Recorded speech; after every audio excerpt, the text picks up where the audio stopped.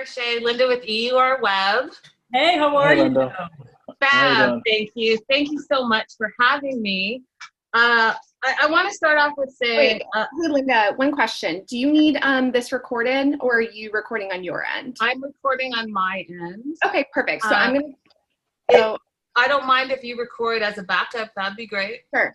I'll do that, and I'm going to go off video, so you have that, and then I'll give you a 2-minute warning when we're wrapping. It's a 15-minute interview in total, so just so you, I'll chat it to you there.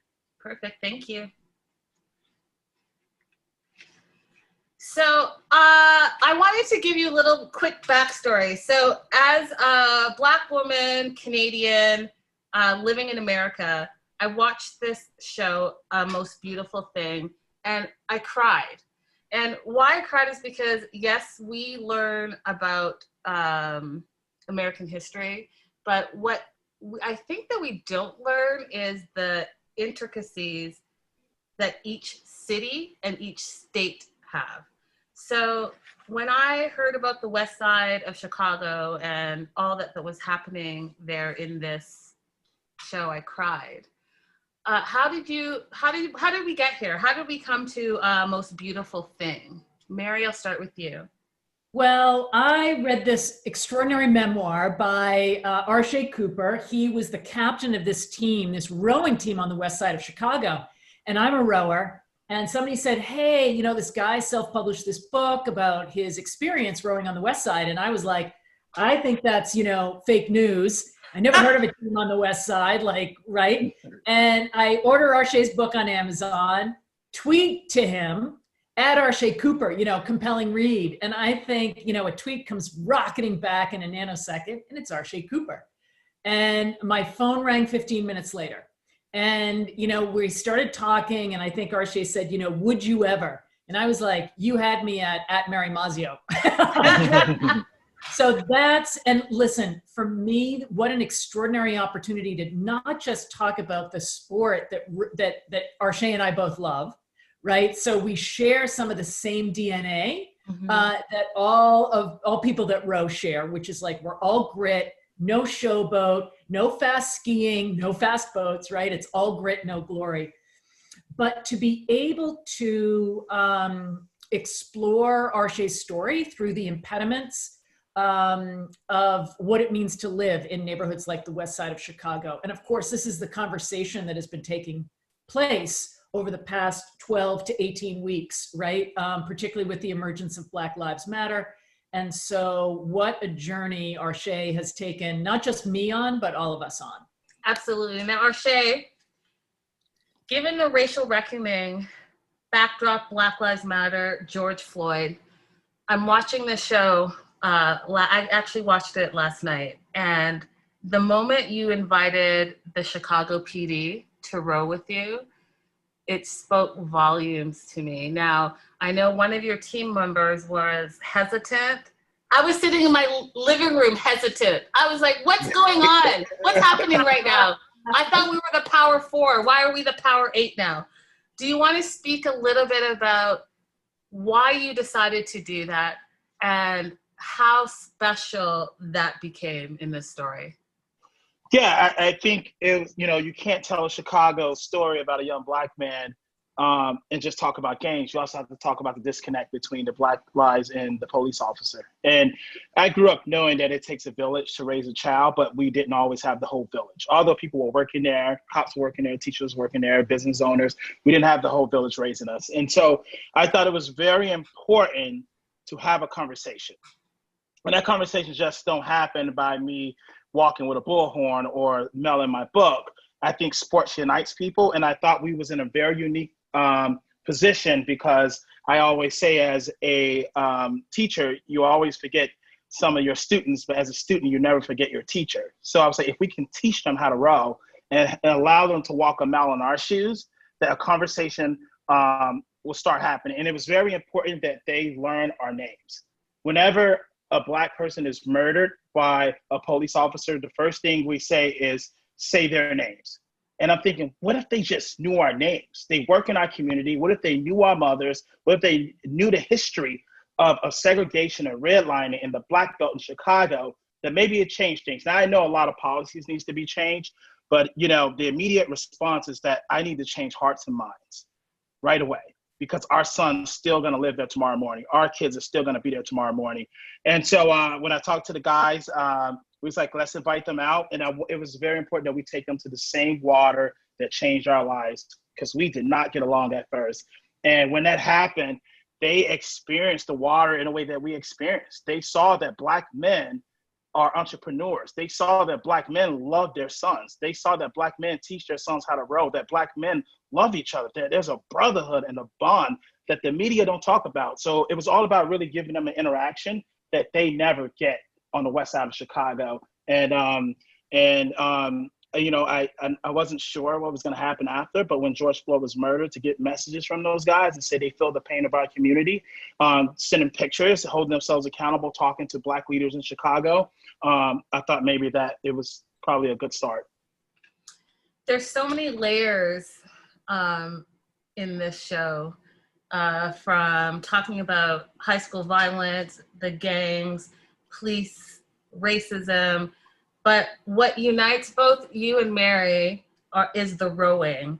And what makes rowing, and I'm not an expert by any means necessary, but what makes rowing so special is that it's, in essence, a true team sport. You need every individual to be successful. If one is off, the other is off. And so you bring that forward to the four of you who become a family and have this unique bond like no other. Why do we not hear more about rowing? And again, Mary, I'll go back to you.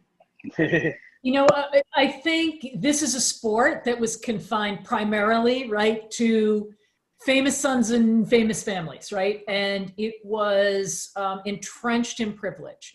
And that is changing. Certainly women, were at the advent in the 1970s, late 70s, with the 1976 Olympic Games, women were welcomed into the sport.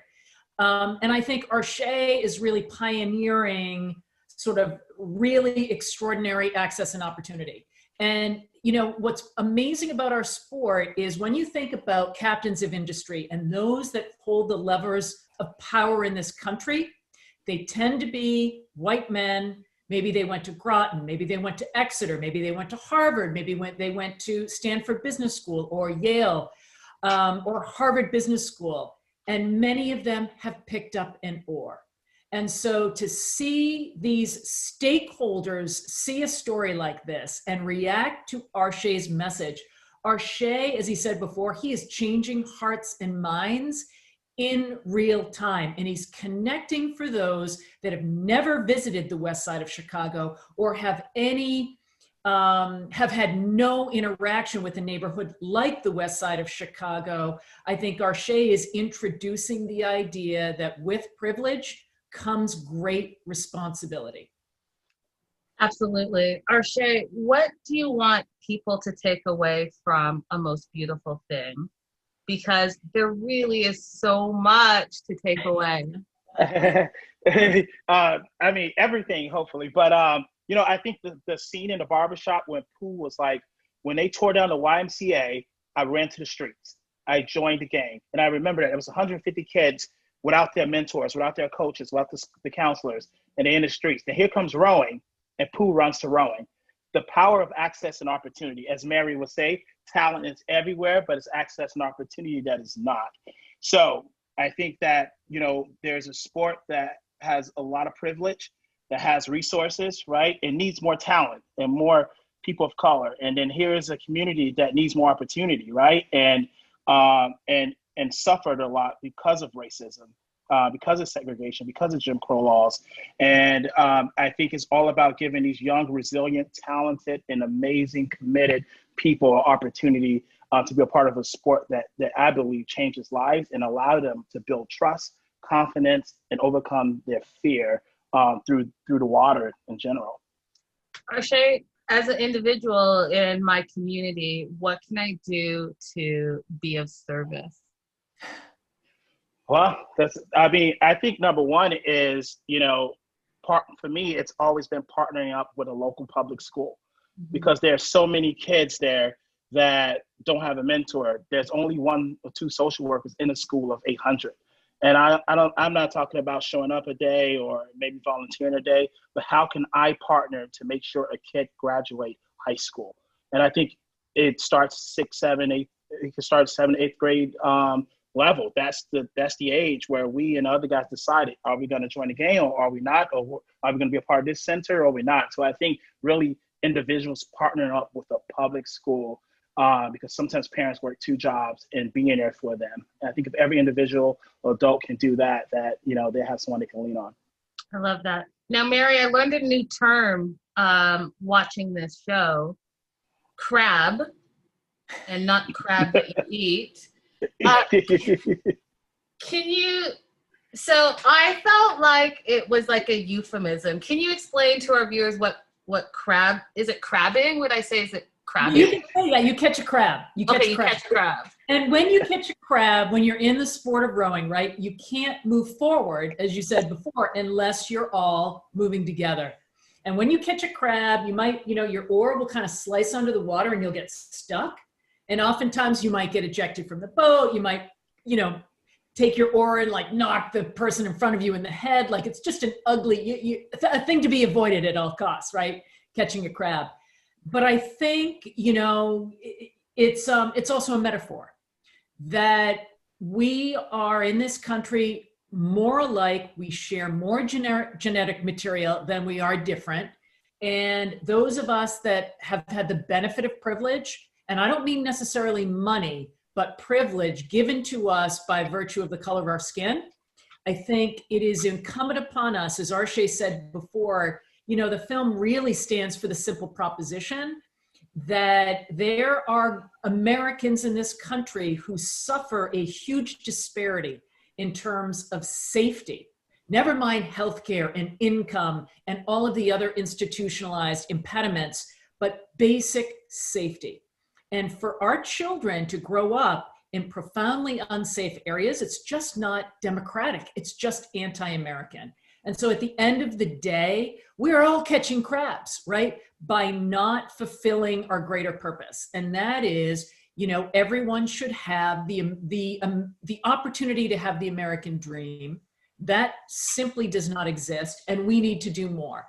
And how do we do more? How do we push our local officials to say, you know what, I live in an affluent neighborhood with a big tax base. Why aren't my share of taxes going 10 miles away to people who may need it more, or school systems who may need greater resources? And maybe in my town, I don't need cobblestones, right? Yeah. And so I think we think creatively about what reinvestment actually means and then take steps to push it forward. Yeah, absolutely. Arshay, I am in awe of you. I'm in awe of all 4 of you that were featured in this show. And why I'm in awe is because despite all odds, and there was a lot of them between, like you said, the racism, the poverty, the gangs, and then on top of that, being a young person dealing with, and the percentage that was given was 45% of African Americans in the West Side deal with PTSD just because of everything they've seen. And you talk about gun violence, and it's said that 1 in 3 has had a friend or a family murdered by the age of 10 or 11. Like, you put that backdrop in, and then you see, Arshay, what you are doing for not only for your community, but really for Black people in America, because you're shining a light on something that perhaps we don't really talk about. Yes, we talk about racism. Yes, we talk about violence. Yes, we talk about gangs, but we don't really talk about the trauma of it all and the post-traumatic stress that you have to actually carry every single day. Do you want to speak on that a little bit, and how it's affected you and how you've become such a successful entrepreneur in spite of? Yeah, I think, that I always say that, whenever there's a mass shooting that happens in a suburban school, right away they send in these trauma counselors, which they should. And we experienced that every day and never saw anyone or talked to anyone. I mean, we lived in a community where we skipped over pools of blood. We experienced what most soldiers had experienced in war, but before we were 15 years old, we saw it all, right? And it's not only my generation that experienced this trauma. I mean, Malcolm's mom, my grandfather, they seen friends and family hung on a tree. That trauma they had to deal with every day. They couldn't go somewhere to cope. You know, my mom's generation were given liquor stores and piled up in a project building and they couldn't get loans in other places because of the color of their skin, right? That's trauma that's never been fixed. And it's been very hard to talk about. And at a time where I had no resources, that what really helped me is sports, right? And it wasn't football because it triggered a lot of trauma. I wanted to fight after somebody hit me or trash talking, right? But when I was near the water and outside of the community for a little bit, right? Downtown or visiting a college campus, right? That kind of reduced the way I felt about life, right? Reduced the trauma. And I always said that the water calmed the storm in me. So that's why I truly believe in water sports. I believe in the power of swimming, right? And I always tell my friends that we can't undo what we've seen, right? But we can talk to someone. I am open to talking to a therapist, and we should, because we've seen a lot. And I'm hoping that we can get more opportunities and access in our schools to see more trauma counselors. And Mary and our team, we are working closely with Danny Davis, right, and members of Congress around mental health and trauma. And I don't know if Mary wants to speak more on that, but I'm excited for what's to come through this film and the education around mental health and trauma that I think we need the knowledge of. Thank you for that, Arshay. I think just prior to COVID hitting, Arshay and I did a meet and greet on the Hill, and we had a screening for members of Congress. And given the new research on trauma and the fact that is now untreated PTSD is now, there's evidence to suggest that it's passed down genetically and epigenetically, we are hobbling a generation of children, another generation of children, another generation of children. And that is a profound health disparity that simply has to be remediated. And what is it that can be done? And so, as Arshay mentioned, Danny Davis, who represents the West Side, he is a psychologist by training. He saw the film and he is going to be ramping up an event with the Congressional Black Caucus. Arshay and I are off just an amazing event with the NAACP, a special presentation at the 2020 convention, and the opportunity to think about legislative change around this issue is very real. And honestly, what if that were to happen as a byproduct of this project, how great would that be? I love it. I love it. I'm excited for the release of this. I'm excited for people to see what you guys have been up to, and also just being a part of this movement, because it really is going to be like a movement with all that you're doing between the show and reaching out to Congress. So I wish you guys all the best. I really just enjoyed this, and it was learning while I was being entertained. Do you know? So when you had that first race, and I was like, oh, they're gonna win, and you're like, nah, we hit the wall. I was like, yeah, I hit the wall in this moment too. There better be some other winning going on here. But thank you guys, appreciate it. You're always welcome to come out and roll, Linda. Always welcome. Thank you. Thank you so much for taking the time. Absolutely. Bye for now. Thank you. Take care.